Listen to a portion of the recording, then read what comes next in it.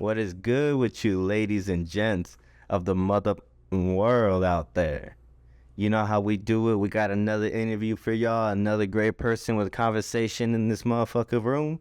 And I want to introduce you to a local legend right here, Jose the MC. What's good? How you doing, man? How you doing? Doing good, bro. Doing good. Yeah? Yes. Oh, man. I've been following your little journey here. I don't even want to say little. Let me take that shit out of here. I've been following your journey here, and all I see is just, like, dope-ass content from you. You know what I mean? I say that a lot to people that I sit across, but when I look you guys up, you personally, I heard your shit, like, a couple times here and there, like, just throughout, like, this, roller coaster you've been on, in a good way. But, yeah, like, tell the people a little bit about who you are and what you're out here doing. My name is Jose the MC, also Jose Gonzalez. I've been doing this thing since I was, let's say, 18, back when I was in high school. My little trademark is like 98 till infinity.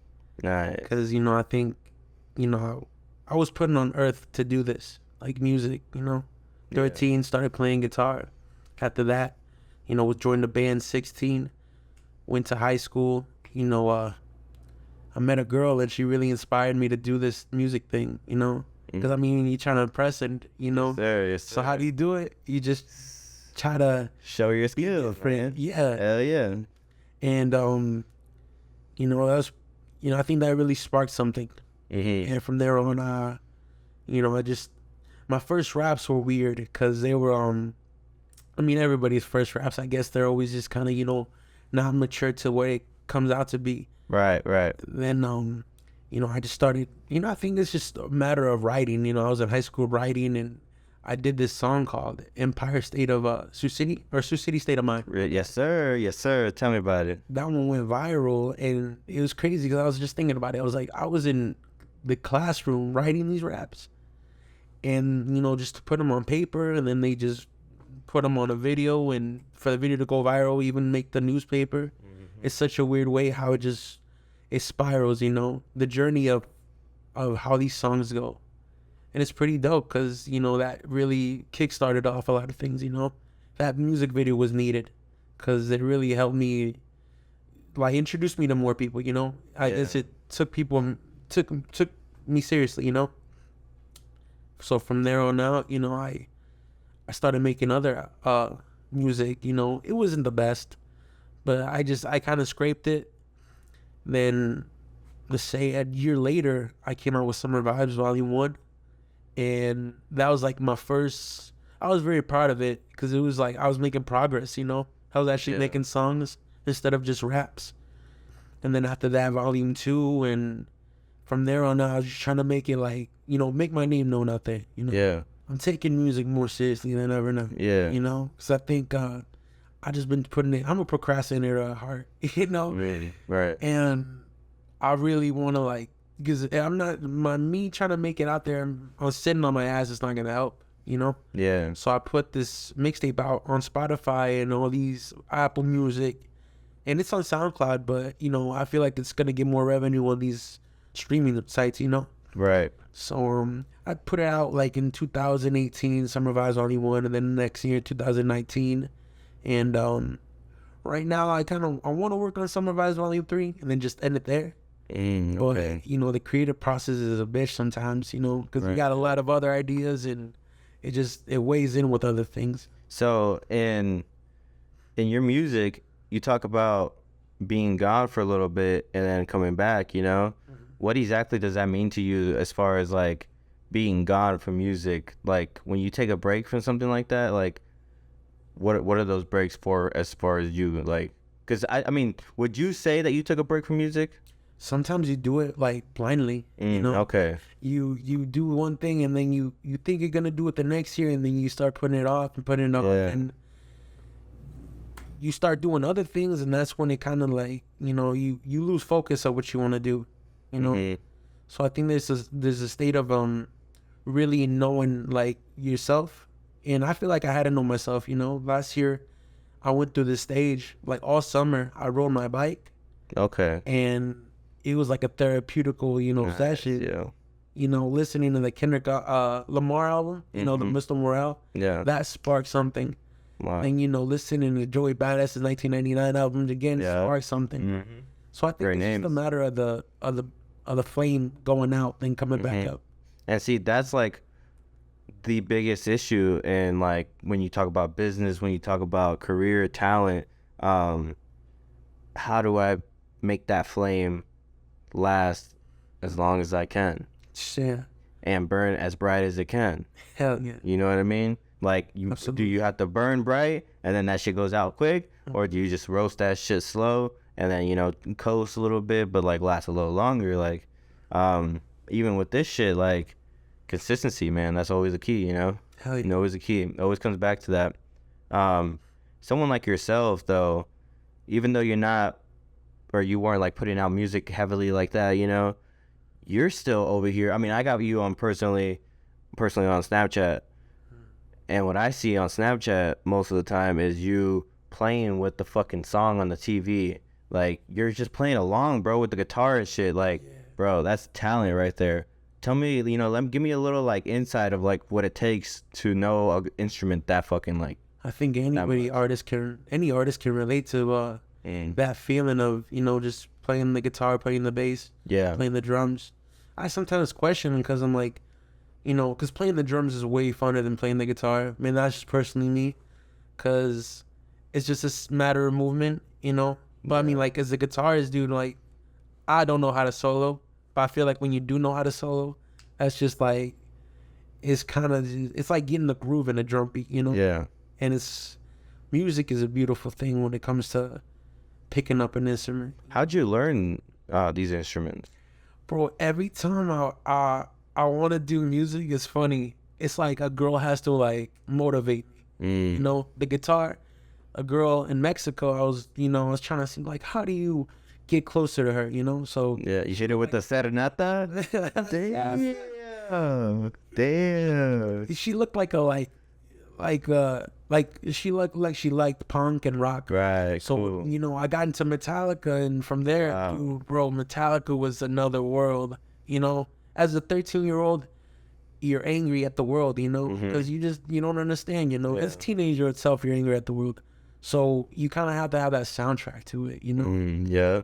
And Metallica, bro, all these metal bands, Pantera, Megadeth, Judas Priest, bro, Black Sabbath, bro, just such another world, And I feel like that really, like, it influenced me into the rap team, because of the flow, bro. The Rock came first. Yeah. Damn. The Rock was first, bro. Nah. The band was in.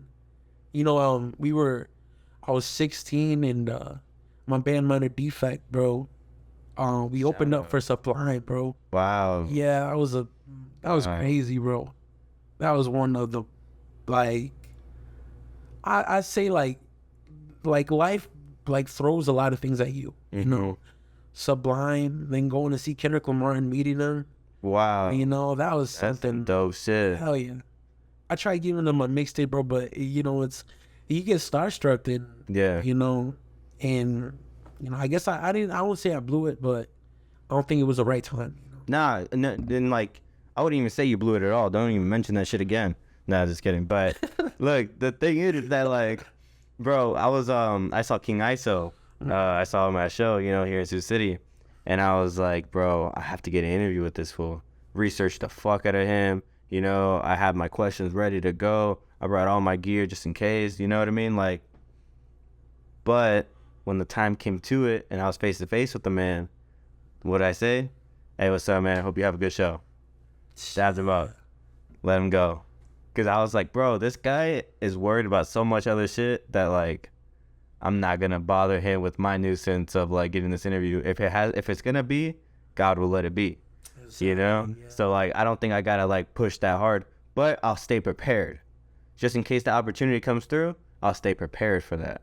Just to build off of, like, how you saw Kendrick, like, it's not even that you missed the shot. It's that you let it grow. You know what I mean? You let it breathe. And whatever happens, you let it go. And if it comes back, then it's yours. You know what I mean? Some shit like that.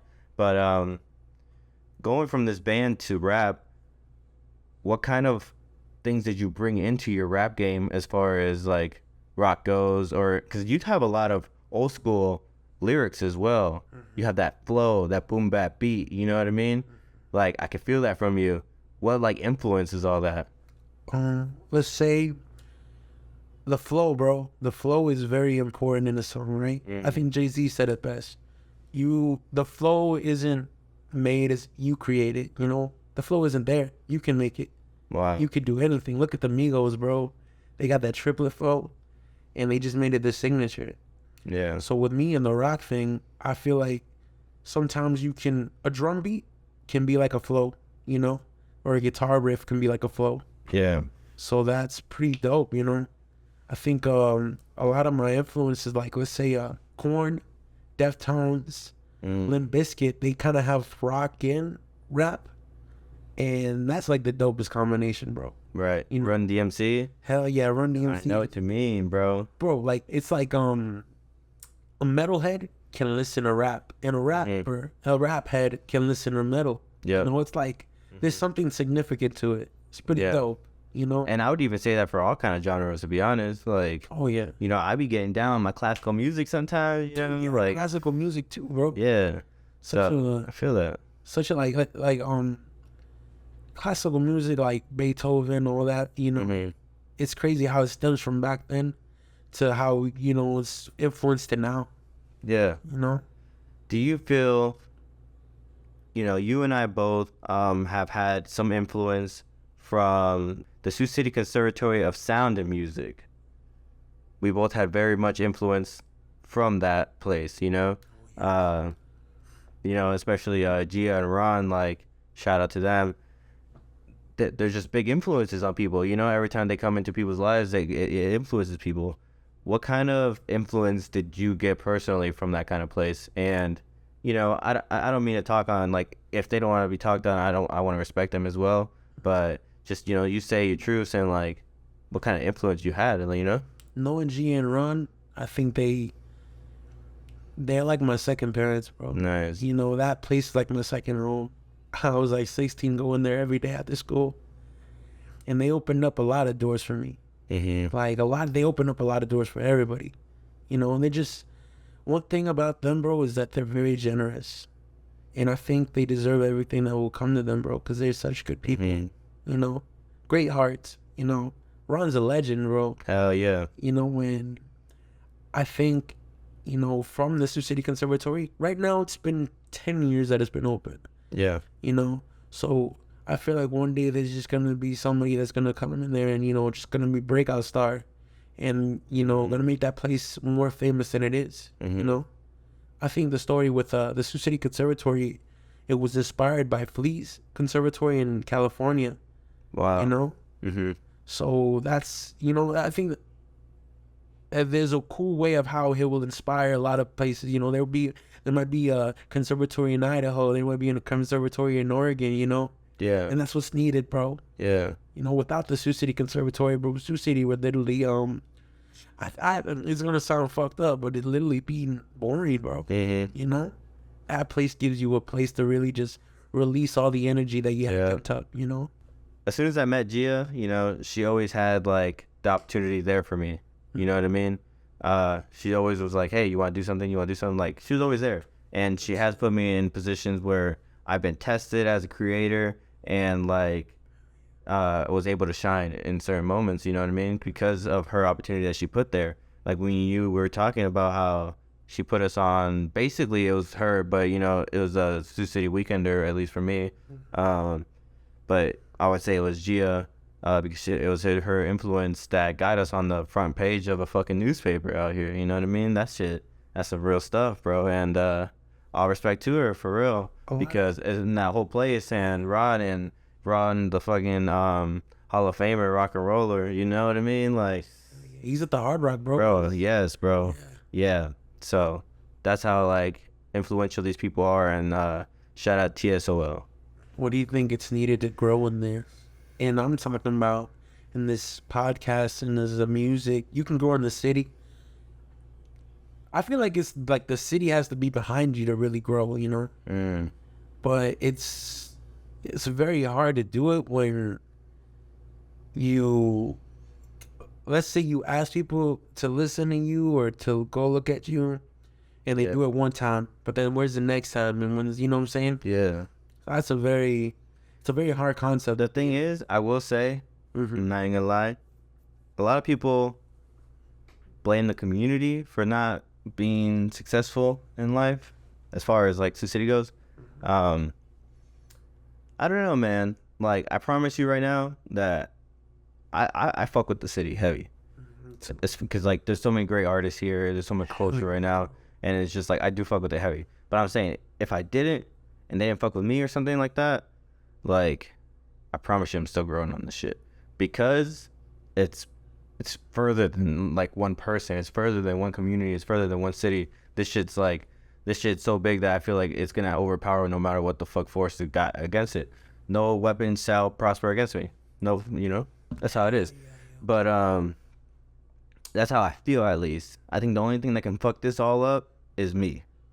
By me stopping, by me not doing moral shit, like being immoral, like being a fucking weirdo out here, by me talking shit, like, you know what I mean? Like, there's these things that could ruin careers, and I just feel like if I just don't do those fucking really bad things, and like, I'm not saying quitting is a really bad thing, but you know, if you quit, it's done. If I'm not doing that kind of stuff, there's gonna be nothing but success. Like doing this with you right now, the reason behind it is not just to get the numbers up, even though I will say I do have an ego when it comes to that, because I do like watch my numbers, you know? So I think that's egotistical that I do that, but it's still, I don't know. Ego is very important. You know? Five Dog said it best. And it's gonna sound weird, but if I ain't on my jock, then who else is? You know? Right. Who else is? Because bro, that ego is important as much as we like to downplay it. You know? Right. Well, I mean, if you ask any rapper who their favorite rapper is, what are they gonna tell you? What's the answer? Drake. Nah. Or who? Themselves. Ah, okay. If I go, Jose the MC, who's the favorite rapper? And you gonna say, because you on some humble shit, you out here like you a student, you know, and a master at the same time. But like, if you ask a rapper that's like on there, you know, like, it's all me, you know what I mean? They're gonna be like, I'm my favorite rapper. And the reason why they say that in hip hop a lot is because you have to have that ego to be the very best. You have to think you're the fucking very best to keep your shit going. Like big, you know, like King Nipsey said, you have to put that shit on your chest that I'm the fucking best, carry that shit, hold it proud, and no matter what comes after that shit, you just deflect. You know what I mean? Like, that's not his exact words. I'm not saying that's his quote, but it's something exactly like that. And shout out to him, RIP. But yeah, you know what I mean? It's like that. As far as this music career goes, what do you think you have done as far as like marketing and stuff like that to get Jose the MC out? Music videos are very important. Nice. You know, I feel like I ain't done one in a minute, but I feel like they're very important because that's the visual right there, bro. Yeah. You know, music can only have so much, but when you have a visual next to it, it's like kind of like you like you paint a picture to it. Yeah. You know. That's true. What kind of things do you look into when you are looking into a music video? Music video? As far as like concept, you know? I take a lot of inspiration from J. Cole. Like, he does these little hand movements. I like to do them, you know. Yeah. I like to, I'm a local artist, bro, so we only got like a low budget to work with. Okay. So go around the city, see some cool places. There's a place down there by downtown, that whole, you know, the alley with the, right. You know what I'm saying, with the art. Yeah, alley art. That's a great idea, bro. We took advantage of that, did a video for back in the days. You know, summer days, I had a whole bunch of homies, you know. I had like a Lincoln Town car back then. It was a little lowrider. And I was like, well, you know, what can you do? You know, so you just have the homies have some beers and just let it flow, bro. Yeah. And honestly, every time we do it, bro, it's so fun because it hasn't blown up yet, you know? Because, you can have fun when it blows up. I've seen a lot of things where these artists feel like they're in a rush when they're doing music videos, you know? And that's never good because when they do it, bro, anything that's in a rush is never going to turn out good. Right. You know? At least they're going to turn out sloppy a little bit. Yeah. As an artist, you always second guess your set. And, I mean, it's good. You know, it's always good to second. You're your own worst critic, you know? Yeah. and that will really just, that'll help you a lot, you know. Mm. And perfection doesn't exist. It only exists in your head, you know. Yeah. Perfection is what you Right. think is perfect. And I always say, like, as far as I go, I expect myself to fail. So I do everything I can to not fail. You know what I mean? Like, I expect that shit already. So, all right, let's see what I can fucking do to change this fucking narrative of this, you know, outcome. So that's just how it is. Like, if I feel like I'm not succeeding in this, like, shit, I gotta do more interviews. I gotta push more content, push more marketing, you know, figure that shit out. Look at other people who have done this and follow suit, you know, after the pioneers, the people before us, you know what I mean? As far as like the people watching right now, what kind of message would you tell somebody that is still trying to do the whole career thing of becoming either like some kind of musician artist or an artist in any genre? What would you tell those folks out there that, you know, watching you right now and being like, Jose the MC, give me some motherfucking advice, yo? Advice is a beautiful thing, because it's kind of like, you've been through that.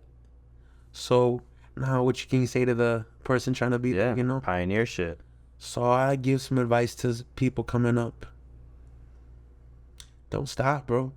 Like, you know, right now, 10 years from now, hopefully, you know, you're at where you want to be. Yeah. And the only thing that can stop you, bro, is honestly just yourself, for sure.